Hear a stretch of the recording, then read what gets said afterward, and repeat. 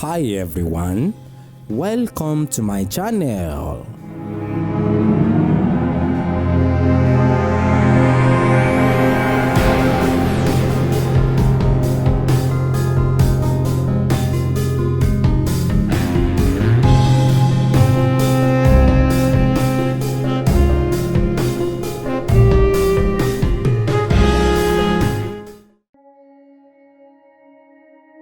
You're welcome to Badagry. Thank you, sir. Yeah, Badagry is a haven of tourism. Okay. In Badagry, we have many historical sites and monuments in Badagry. Okay. For you to tour Badagry, can take you days.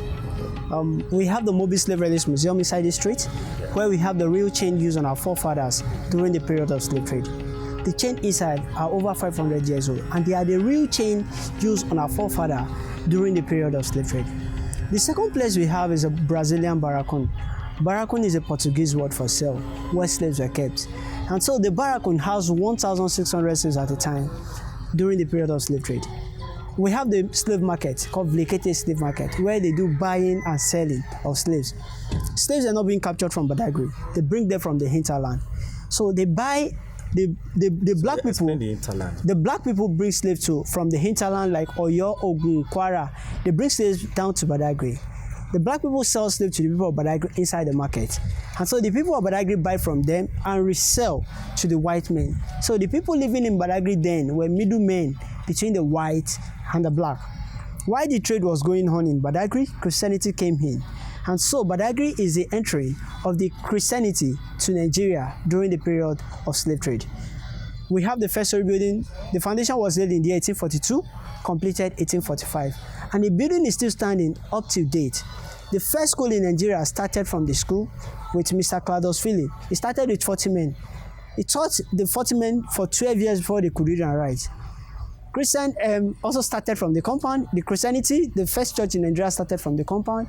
We as well have the Miracle Well. It's the only well around this area that is colorless, odorless, and tasteless.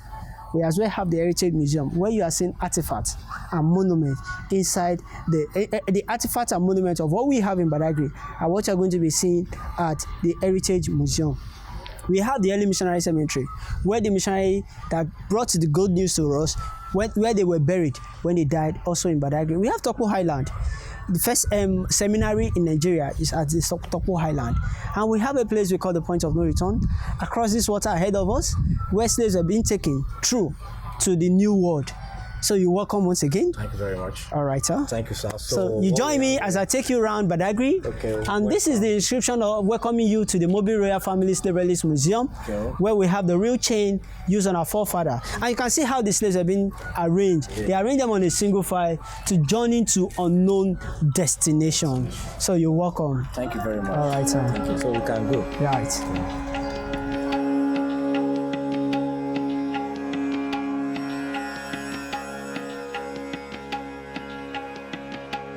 Yeah, you're welcome to Badagry. Thank you. Temitope Movie is my name. My name is Kolade. I'm a curator in the Mobile Slave Railways Museum. Okay, I'm a content creator on YouTube. All right, so you're welcome. This is Mobile Family Slave Railways Museum, Okay. Badagry, where we have the real chain used on our forefathers during the period of slave trade. In Badagry, we practice what we call transatlantic slave trade, or rather you call it the Atlantic Triangular Trade.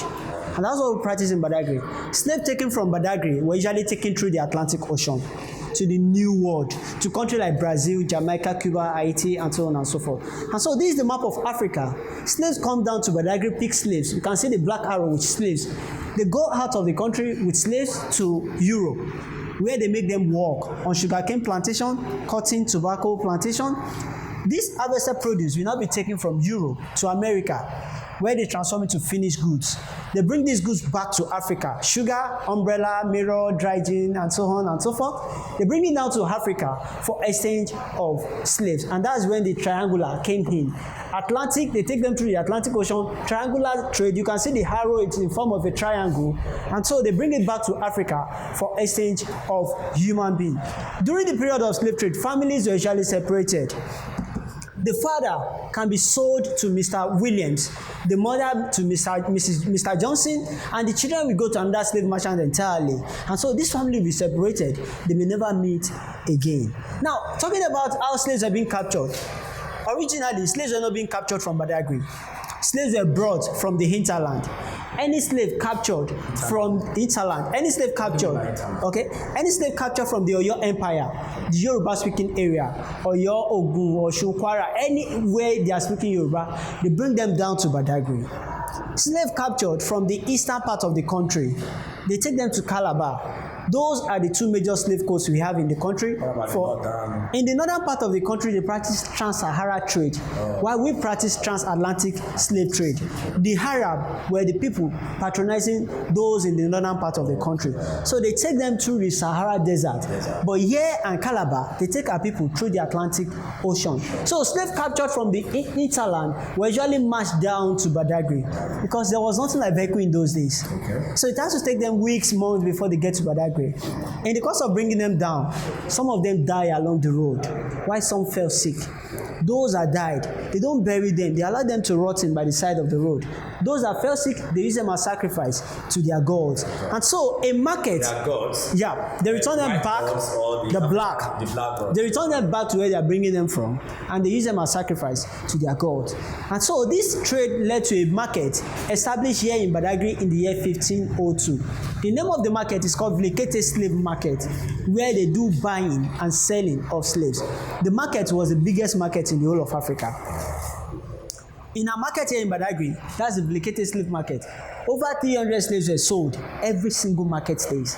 So the market was established for the buying and selling of slaves.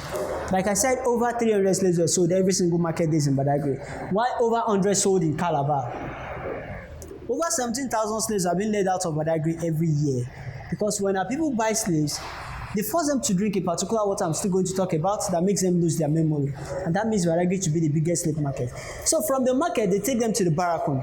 From here, you'll be seeing the Brazilian barracoon we have in Badagry, where they store human beings. The barracoon we have close to us house 1,600 slaves at a time, because 40 slaves are kept in one room, and we have 40 rooms inside the barracoon.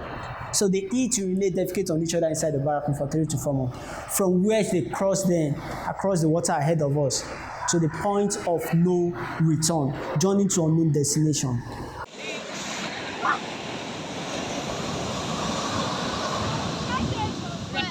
Don't go.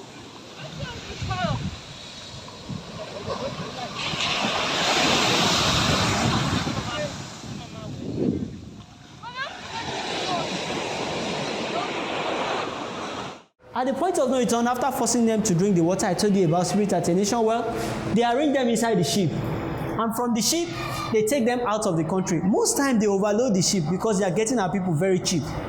So by the time they get to the middle of the Atlantic Ocean and the tides are high, they release some of them inside the water to die. So it's not all the slaves that left the shore of Africa that get to where they are taking them to. Now taking them to their country, they advertise them on newspaper, media. If you have slaves to sell, you go to the media house, or they produce posters, handbill.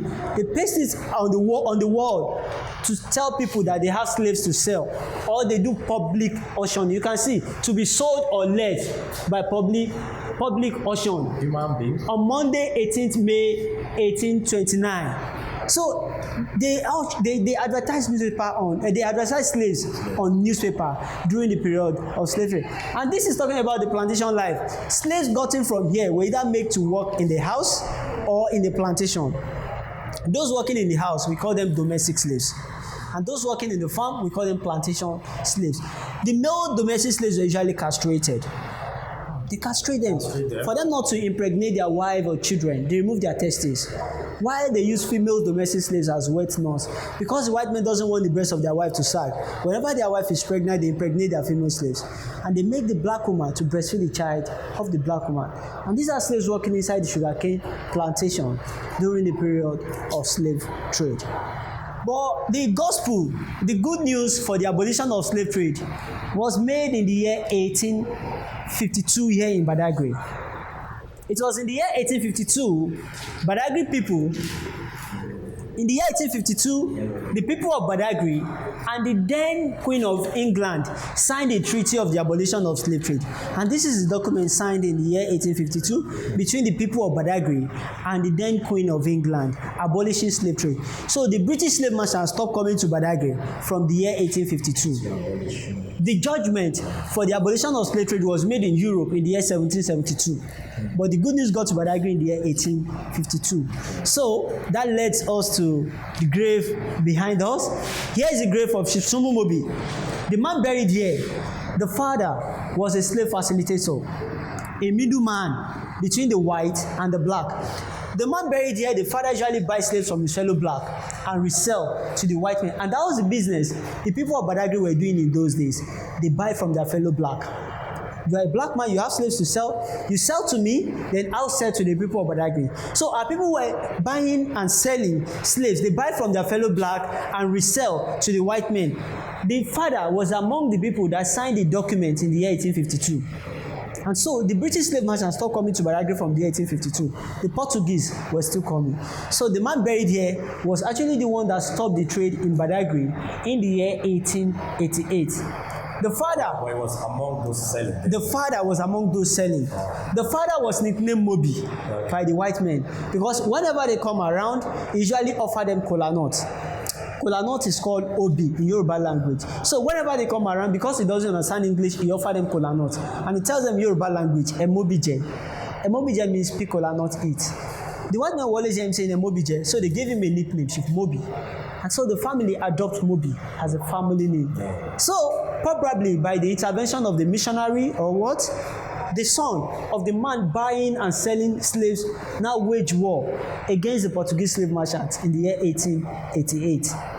The man buried there sees the last vessel of slaves leaving Badagry and the slave inside the vessel. Here are the real chain around their neck.